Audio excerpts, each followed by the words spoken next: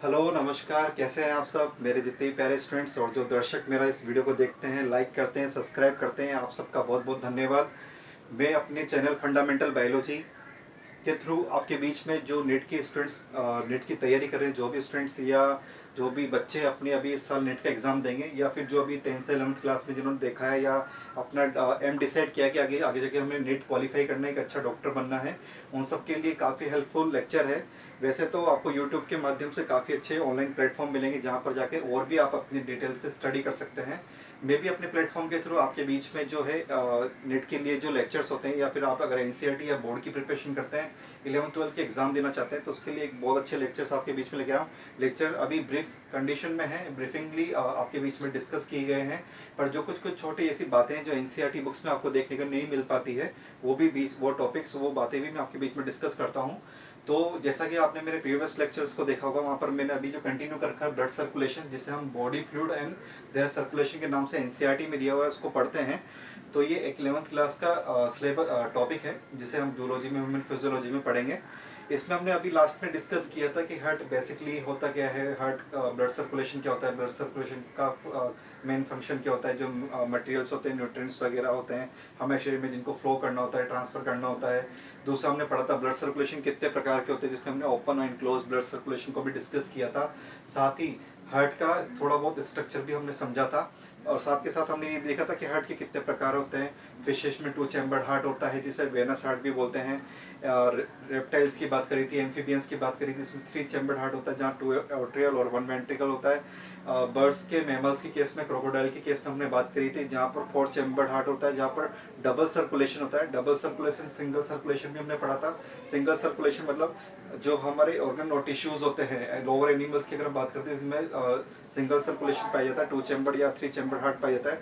उनमें बेसिकली क्या होता है कि हर जो ब्लड होता है हमारे शरीर, उनके शरीर में, वो हार्ट से सिर्फ एक बार ही होकर गुजरता है और टिश्यू ऑर्गन तक पहुंचा है। टिश्यू ऑर्गन से वापस लंग्स या फिर गिल्स के थ्रू वापस ऑक्सीडेटेड होने के लिए ऑक्सीडेटेड होकर वापस हार्ट के पास आता है, और हार्ट से वापस वही ऑक्सीडेटेड ब्लड ऑर्गन टिश्यूज तक पहुंचा जाता है। वहाँ से फिर डीऑक्सीनेटेड ब्लड गिल्स या लंग्स कैपिलरीज की या ब्लड कैपिलरीज के पास जाता है, फिर ऑक्सीनेटेड होकर वापस हार्ट तक पहुंचा जाता है। फिर हमने डिस्कस किया था जैसे बर्ड्स, मैमल्स के केस में, क्रोकोडाइल के केस में जैसे 4 चैम्बर्ड हार्ट होता है, जैसे बताया था। हर जैसे हम ये डिस्कस करते हैं,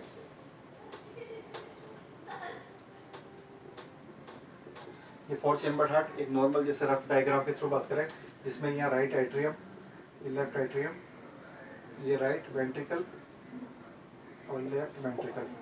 अगर इसकी हम बात करें तो हमने ऐसा बताया था। और ऐसे ही जो ये हार्ट हम डिसाइड करते हैं, वैसे जो आप एनसीईआरटी की बुक्स देखेंगे तो वहाँ पर आपको एक कंप्लीट डायग्राम मिलेगा।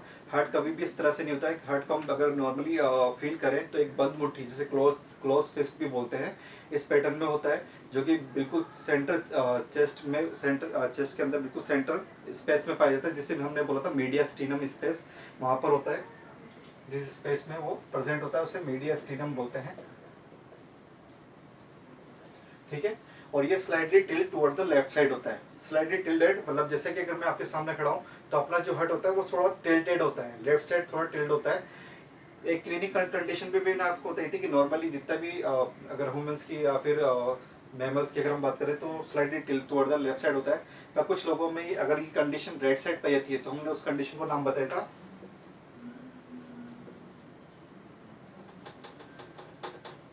डेक्स्ट्रोकार्डिया।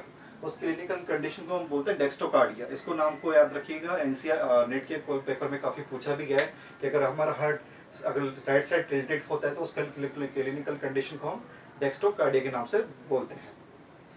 आगे हम इसको कंटिन्यू करके बताएंगे कि आगे इसका हम डिटेल में हार्ट का स्ट्रक्चर भी डिस्कस करेंगे। इसके पहले मैं आपके बीच में ये बताना चाहता हूँ कि हमारी जो हार्ट रेट है, जनरली आप सबको पता है 70 से 80 बार ये 1 मिनट में धड़कता है। तो देखा जाए तो लगभग हम इसको देखते हैं कि नॉर्मली कहते हैं कि 72 बार ये हमारा हार्ट जो है बीट करता है 1 मिनट के अंदर। 72 इन 1 मिनट या 60 सेकेंड्स भी हम बोल सकते हैं। तो स्टूडेंट्स, इससे हम देखे जाए तो ये निकाल सकते हैं कि एक हार्ट बीट को जनरेट होने में, या एक हार्ट बीट का टाइम क्या होता है,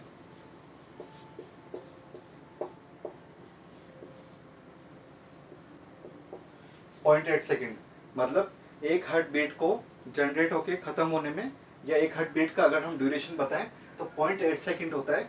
मतलब कि अगर 72 हम एक स्टैंडर्ड बीट लेते हैं, इम्पल्स लेते हैं, उसको 60 से अगर हम डिवाइड करते हैं, 60 सेकेंड मतलब एक मिनट के अंदर कितनी बार धड़कता है, 72 टाइम्स, तो एक बीट का जो ड्यूरेशन आ जाएगा वो 0.8 सेकेंड आ जाएगा। जिसको भी हम याद रखें, कभी कभी पूछ लेते हैं नेट के अंदर कि एक हार्ट बीट का जो ड्यूरेशन होता है, टाइमिंग होता है, वो कितना होता है, तो वो 0.8 सेकेंड होता है। आगे हम ये डिस्कस करेंगे एक्चुअली हार्ट बीट होती क्या है। हार्ट बीट जैसे नॉर्मली हम कभी कभी महसूस ही नहीं करते हैं कि ठीक है चल रहे हैं, हार्ट की आवाज़ आ रही है, बीट कर रहा है, लब डब लब डब लब डब। दो तरह का साउंड होता है कि हार्ट में एक लब एक डब, एक लब एक डब। लब जो साउंड होता है वो लॉन्ग और बूमिंग साउंड होता है।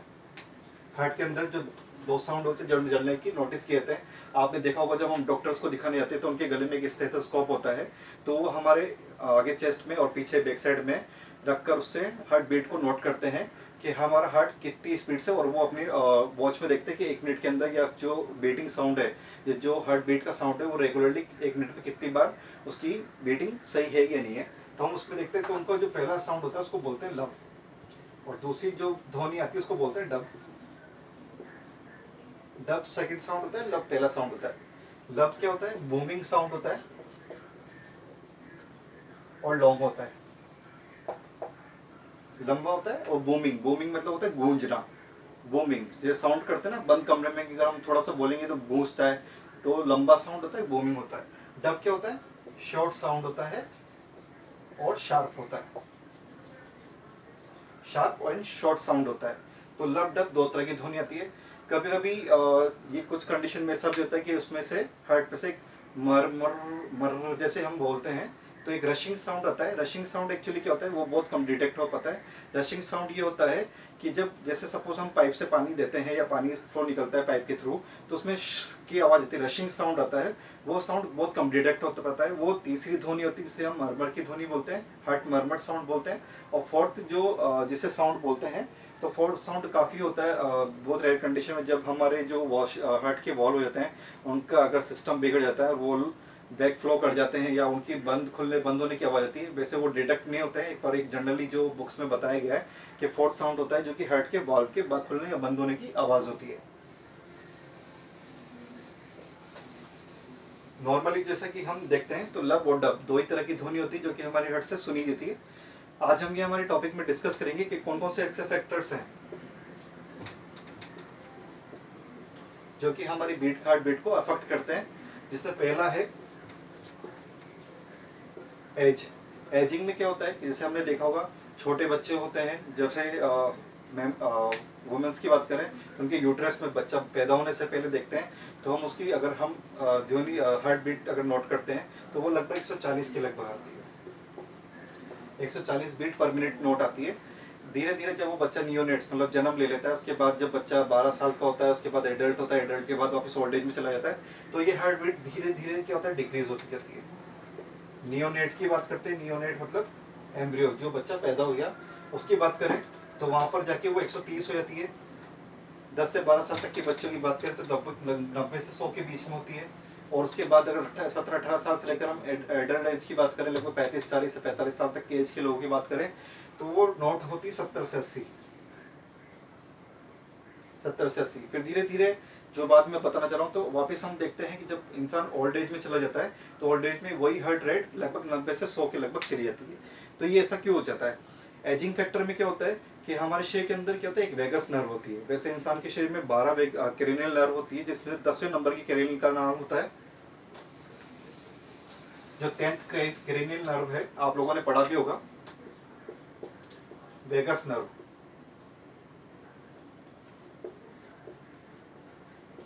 वेगस नर्व होती है। ये नर्व क्या है, एक स्पेशल टाइप का न्यूरोट्रांसमीटर सिक्रेट करती है जिसका नाम है एसिटाइल कोलिन।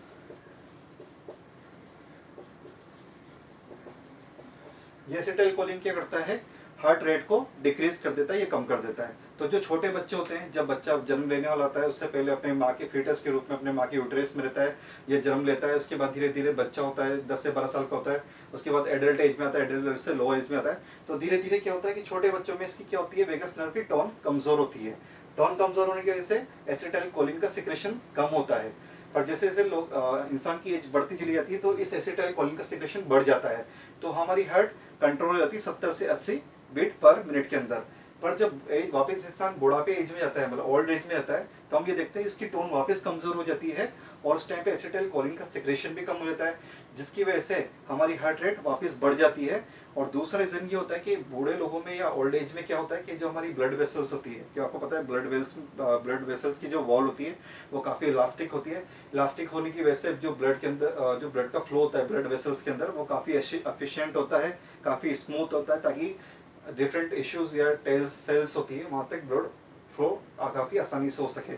तो वो ब्लड वेसल की जो वाल है उनकी इलास्टिसिटी भी वीक हो जाती है, तो ऑर्गन टिश्यूज को तो ब्लड की रिक्वायरमेंट है। तो बूढ़े लोगों में क्या होता है, ओल्ड एज में आपने देखा होगा वो लोग बहुत जल्दी जल्दी सांस लेते हैं, ताकि सांस के थ्रू ऑक्सीजन हार्ट तक पहुंचे और हार्ट के थ्रू ब्लड वापस पंप होकर स्पीड में। क्योंकि ऐसा तो ही नहीं है कि वो लोग ज़्यादा से ज़्यादा ब्लड को तेज कैसे फेंकेंगे, उससे अगर ऐसा होगा तो उनके हार्ट पे लोड पड़ेगा, हार्ट पे लोड आने की वजह से कभी कभी वो हार्ट की बीमारी से या हार्ट अटैक से मर भी सकते हैं या हार्ट फेल भी हो सकता है। तो लोग जल्दी जल्दी सांस इस वजह से लेते हैं कि उनको ऑर्गन टिश्यूज तक ब्लड पहुंचाना होता है, इस वजह से ऑक्सीजन ज़्यादा लेने की वजह से जल्दी जल्दी सांस लेते हैं। और दूसरा क्या होता है, वहाँ पर एसिटाइल कोलिन का सिक्रेशन भी कम हो जाता है, जिसकी वजह से हार्ट रेट बढ़ जाती है। दूसरा फैक्टर होता है पेन। पेन पेन ये वाला पेन नहीं, पेन जैसे हम दर्द की बात कर रहे हैं।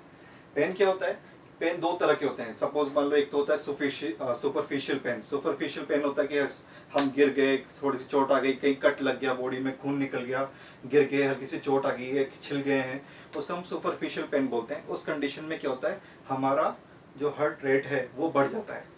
पर एक होता है इंट्रिंसिक पेन, मतलब इंटरनल पेन जिसे हम बोलते हैं। अगर सपोज बॉडी का कोई भी ऑर्गन अंदर, इंटरनल ऑर्गन, जैसे हमारे इंटेस्टाइन में पेन हो रहा है, ज़्यादा खाना खा लिया, या फिर सांस नहीं आ पा रही है, या फिर हार्ट में या किडनी में किसी तरह का पेन है, तो उसकी वजह से क्या होता है, जो हार्ट रेट है वो डाउन चला जाता है। तीसरा फैक्टर होता है, ये दूसरा फैक्टर था, पहला फैक्टर था एज। थर्ड फैक्टर, ये मैं आपके बीच में थोड़ा सा ब्रीफ डिस्कशन कर रहा हूँ, इसको डिटेल नोट्स में आपको PDF अपलोड कर दूंगा। थर्ड हमारा जो फैक्टर होता है वो होता है हार्मोन्स। हार्मोन्स में क्या होता है, एड्रेनलिन हार्मोन की वजह से क्या होता है, हार्ट रेट इंक्रीज हो जाती है। और एसिटाइल कोलिन, जैसे मैंने आपको बताया, एसिटाइल कोलिन की वजह से क्या होता है, मैंने बताया एड्रेनलिन।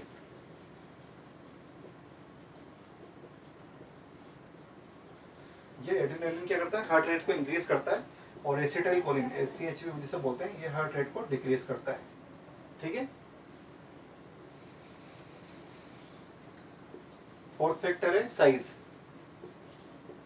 अब साइज का क्या होता है, साइज में ऐसा होता है कि जो एनिमल साइज में बहुत ज़्यादा बड़े होते हैं, जैसे हम एलिफेंट की बात करें, वेल्स की बात करें, या जो बड़े एनिमल्स होते हैं इनका साइज काफ़ी लार्ज होता है, उनके अंदर क्या होता है, हार्ट रेट कम होता है।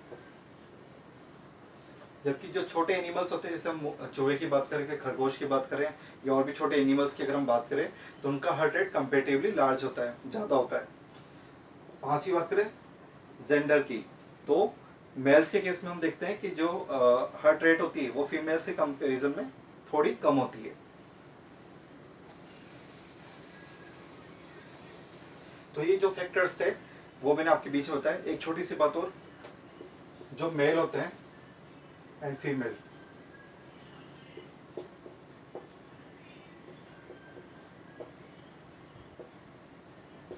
मेल के जो हार्ट का वेट होता है वो लगभग 300 ग्राम होता है, जबकि फीमेल के केस में जो हार्ट का वेट है वो 250 ग्राम के लगभग होता है। कहने का मतलब है, मनुष्य में मेल का जो दिल है वो फीमेल से बड़ा होता है। दो टर्म्स और भी मैं आपके बीच में डिस्कस करना चाहूंगा। हार्ट रेट का इंक्रीज होना,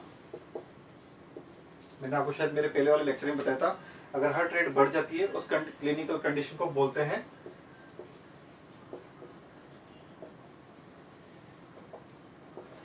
ट्रैकीकार्डिया। ट्रैकीकार्डिया मतलब हार्ट रेट का इंक्रीज होना।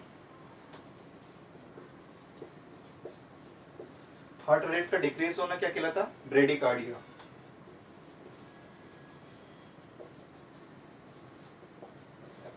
ब्रेडिकार्डिया क्या होता है, हार्ट रेट का डिक्रीज होना, हार्ट रेट का इंक्रीज होना ट्रैकीकार्डिया कहलाता है। तो ये दोनों टर्म्स भी आप याद रखें, नोट कर लें कि हार्ट रेट इंक्रीज और डिक्रीज होने को हम क्या बोलते हैं।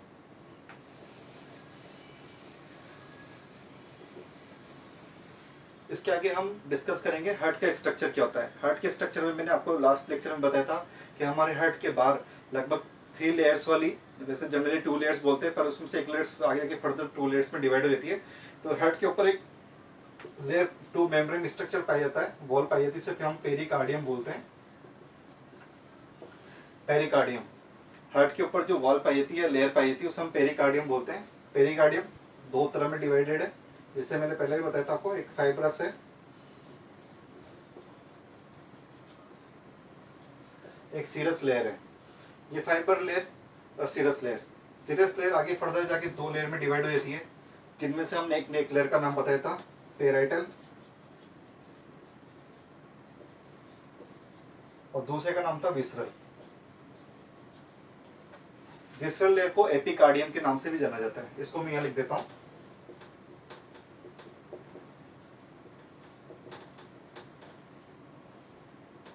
एपिकार्डियम, विसरल लेयर को, इनर विसरल लेयर को एपिकार्डियम भी बोलते हैं। तो देखा जाए तो हार्ट के बाहर कितनी तरह की लेयर होगी?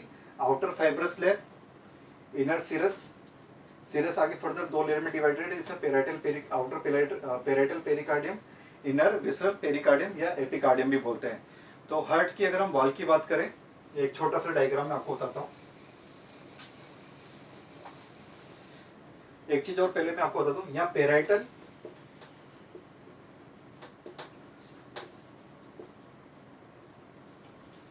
और विसरल, इन दोनों लेयर के बीच में पेराइटल कैविटी पाई जाती है, जिसमें पेराइटल फ्लूइड पाया जाता है।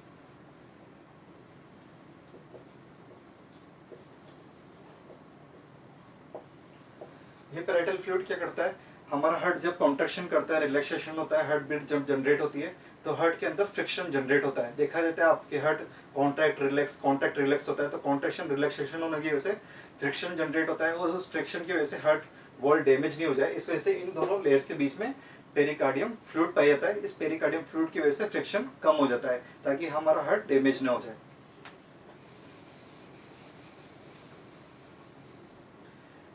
इसके अलावा मैं आपको एक छोटा सा डायग्राम बना के बता रहा था।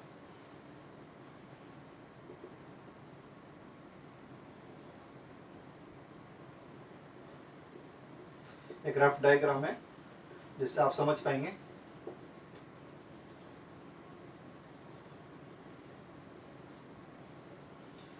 ये जो बीच में मिडिल थिकेस्ट लेयर है, इसे मायोकार्डियम बोलते हैं।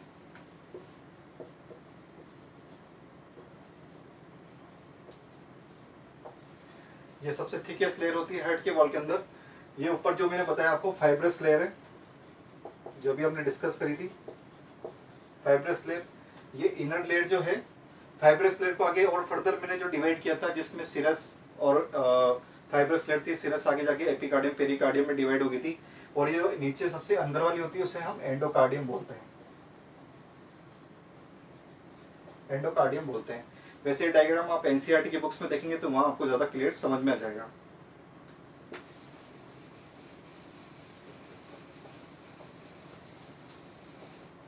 अब आगे जाके हम डिस्कस करेंगे हमारे हार्ट के अंदर जिस हार्ट का स्ट्रक्चर होता है, उसमें ऐसी क्या क्या चीजें होती है।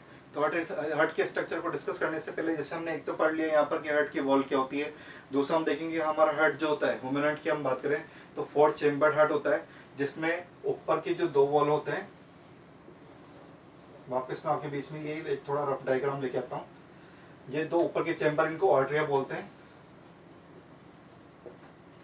हिंदी में से आलिंद भी पढ़ा होगा आप लोगों ने, हिंदी मीडियम वाले बच्चों के लिए बात करें। ये वेंट्रिकल्स होते हैं, ठीक है। थोड़ा इसी डायग्राम को मैं आपको थोड़ा रफ करके और बार बार बताऊंगा। ये वेंट्रिकल्स होते हैं, ये लार्जर चेम्बर होते हैं, लोअर लार्जर चेम्बर, ये अपर शॉर्टर चेम्बर। ये साइज में छोटे होते हैं और थिकेस्ट होते हैं, और ये लॉन्गर होते हैं, और थोड़े इनके कंपेरेटिव में थिकेस्ट कम होते हैं। दूसरा हमने देखा जाए कि आप कहीं ना कहीं पढ़ा होगा या एनसीईआरटी में शायद नोटिस है कि नहीं है, जो लेफ्ट वेंट्रिकल है, इसकी वॉल थोड़ी कंपेरेटिवली राइट वेंट्रिकल की अपेक्षा मोटी होती है। तो जो अपना लेफ्ट वेंट्रिकल होता है, इसकी वॉल थिकेस्ट की होती है, क्योंकि हमारे शरीर के अंदर सपोज यहाँ पर लंग्स की बात करें, ये लंग्स है और ये टिश्यूज है। तो लंग्स के थ्रू जो ऑक्सीनेटेड ब्लड यहाँ आ रहा है, उस ऑक्सीनेटेड ब्लड को ये लेफ्ट आर्टरी के अंदर आया, यहाँ से फिर वेंट्रिकल्स में गया। यहाँ वेंट्रिकल से एक एओर्टा निकलती है, लार्जेस्ट ब्लड वेसल्स है हार्ट की, एओर्टा के नाम से जिसे बोलते हैं। ये एओर्टा क्या करती है, इसको थोड़ा मैं रफली बता देता हूँ आपको। ऐसे घूम के ये आर्च बना लेती है और यहाँ से जितने भी बॉडी टिश्यूज या जितने भी हमारे शरीर के अंदर ऑर्गन है उनके अंदर ब्लड लेकर जाती है।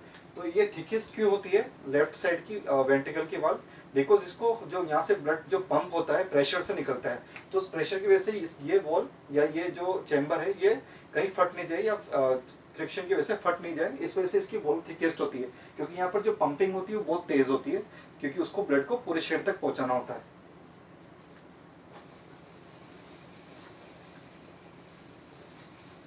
दूसरा, आज हम ये डिस्कस करेंगे, वैसे वॉल के बारे में तो मैंने आपको बता ही दिया था। ये स्ट्रक्चर जो होता है यहाँ पर देखा होगा आपने, मैं हमेशा दो वॉल बनाता हूँ। तो राइट ऑर्ट्रिया और वेंट्रिकल के बीच में जो वॉल होता है वो बाई कप शेप्ड वॉल होता है, दो कप शेप्ड होता है। और जो राइट साइड होता है वो ट्राई कप शेप्ड होता है, TCV try cup shaped wall, BCV by cup shaped wall. दूसरी बात, दो वॉल और यहाँ पर पाए जाते हैं वेंट्रिकल्स में, ये भी ट्राई कप शेप्ड होते हैं, पर इन्हें हम ट्राई कप शेप्ड नहीं बोलते, हमें बोलते हैं सेमी लूनार वॉल।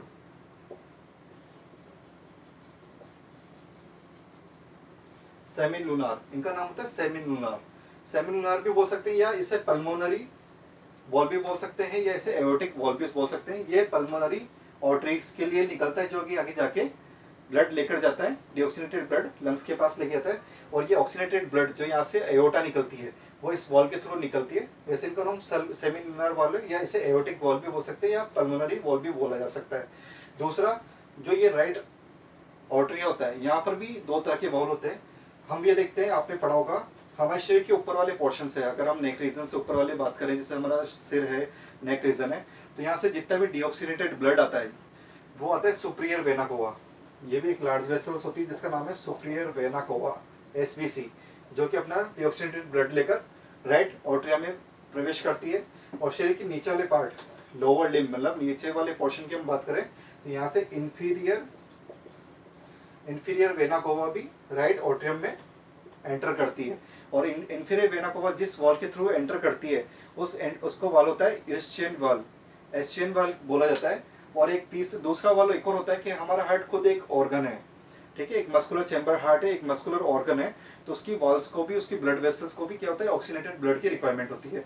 तो यहाँ से जो आर्च ऑफ एओर्टा जिसे हमने बोला था, यहाँ से एक एओर्टिक वॉल निकला था, तो यहाँ से दो कोरोनरी आर्टरीज निकलती है। और इनमें से क्या होता है, एक आर्टरीज वापस एंटर होके राइट ऑर्ट्रिया में बैक साइड से, वो इसकी बैक साइड से दिखता है। जैसे इंजन होते है गाड़ी का, तो गाड़ी के इंजन के नीचे काफी वायरिंग होती है, ऐसे हार्ट के पीछे से एक वायरिंग जैसे बोलते हैं, कोरोनरी साइनस बोलते हैं। उस कोरोनरी साइनस का जैसे हम बोलते हैं ये एंट्री होती है, बैक साइड से हार्ट के अंदर एंटर करती है, और जो उसका ऑक्सीनेटेड ब्लड और डीऑक्सीनेटेड ब्लड हार्ट को फ्लो करती रहती है। तो यहाँ देखा जाए तो दो तरह के वाल हो गए, एक एस्चियन वाल हो गया, एक कोरोनरी साइनस हो गया, और एक कौन से दो वाल हो, यहाँ मैंने बताया सेमिलुनर वाल, दूसरा यहाँ बाइकप्सेट, सॉरी ट्राइकप्सेट, बाइकप्सेट, ये तो हमारे हार्ट के वॉल्व्स होते हैं।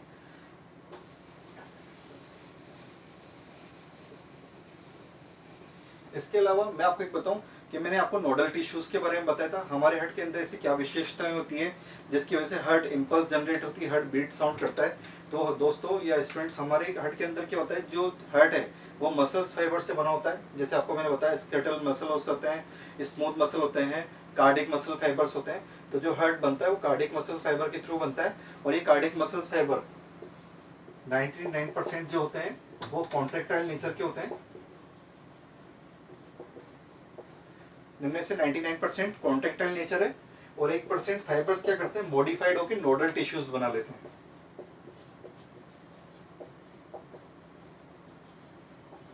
नोडल टिश्यू बना लेते हैं। ये इस प्लेस नोडल टिश्यू क्या करते हैं, इनका नाम क्या होता है, वैसे मैं आपको यहाँ डिस्क्राइब करता हूँ।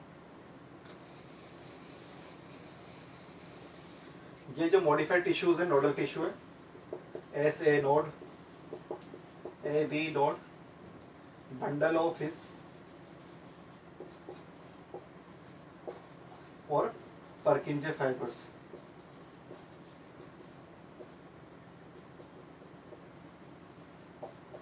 ये चार आपने पढ़े होंगे, ये चार नोडल टिश्यूज होते हैं, जो कि 1% कार्डिक मसल फाइबर मॉडिफाइड होकर ये चार नोडल टिश्यूज होते हैं। और स्टूडेंट्स ये चारों नोडल टिश्यूज क्या होते हैं, इम्पल्स जनरेट करने के लिए कैपेबल होते हैं। पर फिर भी हमारे हार्ट के अंदर जो पेसमेकर जिसे हम बोलते हैं, हार्ट का पेसमेकर, वो ऐसे नोड को बोला जाता है जिसे साइनोआर्टरियल नोड के नाम से भी जाना जाता है। इसको ऐसा क्यों बोलते हैं, बिकॉज इसके अंदर क्या होता है, लूजली डिस्पर्स्ड सार्कोमियर्स पाए जाते हैं। ग्लाइकोजन की मात्रा काफ़ी ज़्यादा होता है और बहुत ज़्यादा मात्रा में माइटोकॉन्ड्रियाज भी पाए जाते हैं। हम ऐसे नोड की बात कर रहे हैं, इनके अंदर क्या होता है, सार्कोमियर्स पाए जाते हैं बहुत ज़्यादा मात्रा में, जो कि कार्डियक मसल्स या मस्कुलर की बात करें, कार्डियक मसल की फंक्शनल यूनिट होती है, वो बहुत ज़्यादा मात्रा में पाए जाते हैं। ग्लाइकोजन की मात्रा काफ़ी ज़्यादा होती है और माइटोकॉन्ड्रिया की मात्रा भी काफ़ी ज़्यादा होती है।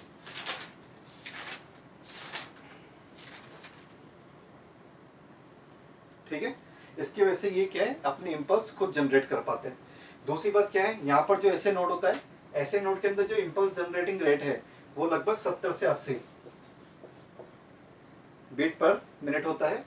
अगर किसी कंडीशन में ऐसे नोड फेल हो जाता है तो एवी नोड उसे इम्पल्स को या बीट को जनरेट करता है, और यहाँ पर जो बीट जनरेशन होती है वो 60 से लगभग 70 मिनट बीट पर मिनट होता है। और एवी नोड को हम क्या बोलते हैं, रिजर्व पेसमेकर भी बोलते हैं या पेस सेटर भी बोलते हैं। रिजर्व पेसमेकर क्यों बोलते हैं, अगर किसी कंडीशन में ऐसे नोड फेल हो जाए तो एवी नोड इम्पल्स जनरेट करता है, क्योंकि आपने पढ़ा होगा ह्यूमन हार्ट मायोजेनिक होता है। अगर ऐसे नोड फेल हो जाता है तो एवी नोड जनरेट करेगा, एवी नोड फेल हो जाएगा तो bundle of fish impulse generate करेंगे, बंडल ऑफ फिश भी अगर फेल हो जाए तो परकिंजी फाइबर्स इम्पल्स जनरेट करेंगे।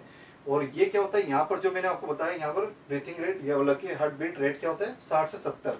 इसके बाद हम इसकी बंडल, अगर ये भी फेल होता है तो बंडल ऑफ फिश में क्या होता है, 40 से 50 बीट्स पर मिनट होता है जनरेशन रेट। और परकिंजे फाइबर्स की अगर हम बात करते हैं तो यहाँ पर लगभग 30 से 40 के लगभग। तो ये हमने देखा कि यहाँ पर इम्पल्स तो सभी जनरेट कर रहे हैं, सारे नोड जनरेट कर रहे हैं, पर फिर भी ऐसे नोड को क्यों बोला जाता है, क्योंकि ये हार्ट बीट को रेगुलेट कर, जैसे हम बोलते हैं एक स्टैंडर्ड रेगुलेशन होता है। और सबसे ज्यादा जो इम्पल्स हार्ट बीट रेट है वो ऐसे नोड के थ्रू ही होता है। इसको डायग्राम के थ्रू मैं आपको बताता हूँ। ये होता है,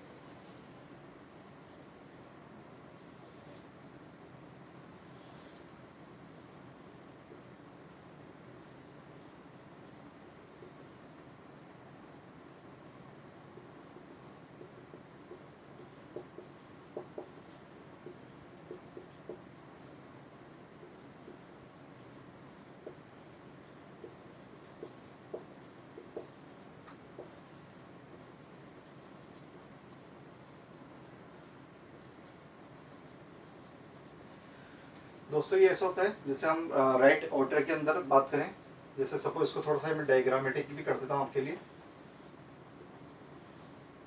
अगर हम इसको हार्ट के अंदर मान के चलें तो राइट ऑर्ट्रियम के अंदर ही क्या होता है, राइट ऑर्ट्रियम के right side, upper right side में क्या होता है, ऐसे नोड होता है, यहाँ से इम्पल्स जनरेट होती है। और ये जो क्या होता है, इंटरनोडल टिश्यूज होते हैं या इंटरनोडल ट्रैक्ट भी बोलते हैं, जिसमें ये पोस्टीरियर, मिडल और ये इंटीरियर नोडल ट्रैक्ट होता है।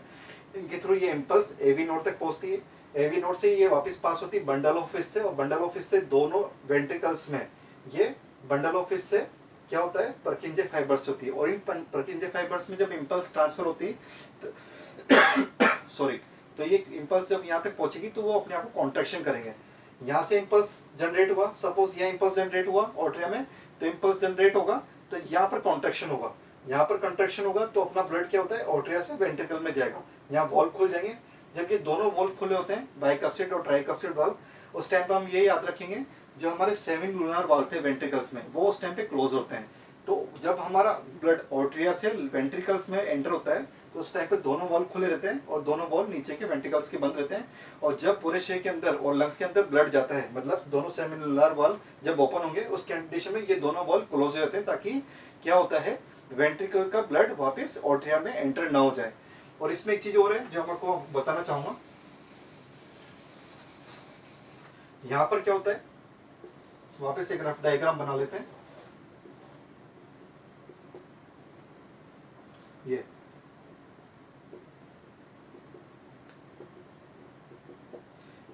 यहाँ पर क्या होता है, आप ये देखेंगे यहाँ पर ये फाइबर्स टाइप की संरचना पाई गई है।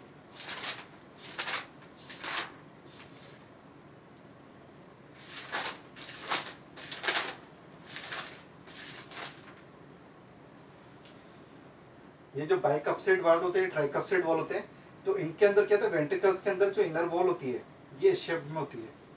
यहाँ पर क्या है, ये मस्कुलर रिजिजेस पाए जाते हैं। ये मस्कुलर रिजिजेस वहाँ अंदर, ये आउटर के अंदर भी पाई है। रिजिजेस होते हैं अपर लोअर वॉल होती है। इस रिजिस के बीच में ये क्या होता है, ये वॉल क्या है, धागे की तरह खिंचे हुए रहते हैं, जिसे हम कॉर्डेट टेंडेने बोलते हैं। फाइबर्स लाइक स्ट्रक्चर होता है कॉर्डेट टेंडेने। इनका नाम क्या होता है, ये कॉर्डेट टेंडेने इन बैक इनके जो अपने वॉल होते हैं इनको बैक कोलैप्स होने से रोकते हैं। बैक कोलैप्सिंग ऐसे होता है, जब ये वॉल वेंट्रिकल कॉन्ट्रैक्शन होगा तो ये वाल ऊपर की तरफ जाएगा ताकि ये बैक कोलैप्स नहीं कर जाए और वेंट्रिकल का ब्लड वापस बैक कोलैप्स होकर ऑर्ट्रिया में नहीं चले जाए। इस वजह से इनको जब ये वाल क्लोज होते हैं इस तरह से तो ये बंद रहे, ये ऊपर की तरफ ना चले जाए। इस वजह से इनके बीच में ये तनाव बना के रखते हैं। ठीक है दोस्तों, तो आज तक यही इसको फिनिश करके चलते हैं। आगे नेक्स्ट लेक्चर में मैं आपको और ब्रीफ इसका डिस्क्रिप्शन लेके आऊँगा। मेरे वीडियो के नीचे जो लाइन चल रही है जिसमें मेरे कॉन्टैक्ट नंबर दिए हुए हैं, आपको किसी प्रकार का कोई भी डाउट है तो आप उसमें कंटिन्यू मुझसे पूछ सकते हैं। Thank you.